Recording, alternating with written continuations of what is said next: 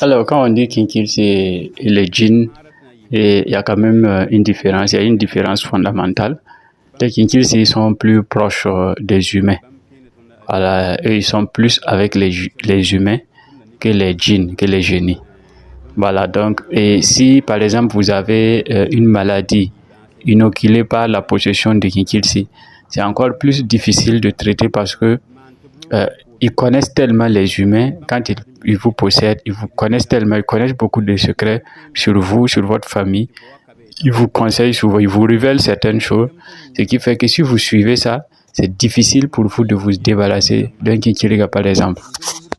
Souvent même après vous, ce sont vos enfants qu'ils possèdent, donc ça veut dire que c'est toute une lignée. Par contre, les djinns, un génie par exemple peut vous voir comme ça sans même vous connaître et peut vous posséder.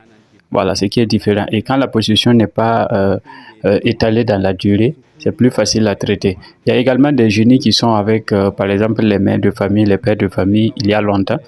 Et leurs œuvres sur la famille, sur la maman, sur le papa, a détruit par exemple leur vie. Et après, ce sont les enfants. Et comme il ne veut pas partir, il attrape par exemple les enfants. Et souvent, ils font des révélations à ces enfants sur des prétendus actes du père, de la mère. Et tout ça pour pouvoir vous influencer, pour pouvoir vous contrôler.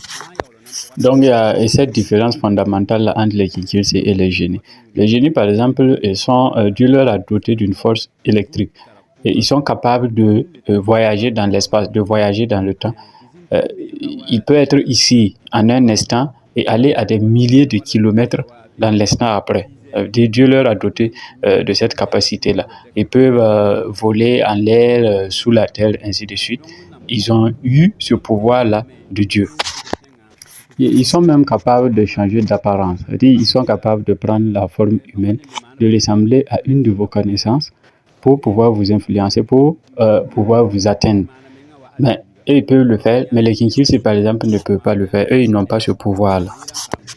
Et n'ayant pas ce pouvoir, les Kinkilsi, par exemple, si vous les voyez, ils ne peuvent plus. Si vous avez été le premier à le voir, ils ne peuvent pas disparaître. Quand vous les voyez, ils sont de petite taille. Le corps est un peu rayé avec des grosses têtes généralement. Mais quand les manifestations de possession de Kinkilsi et des génies peuvent être similaires.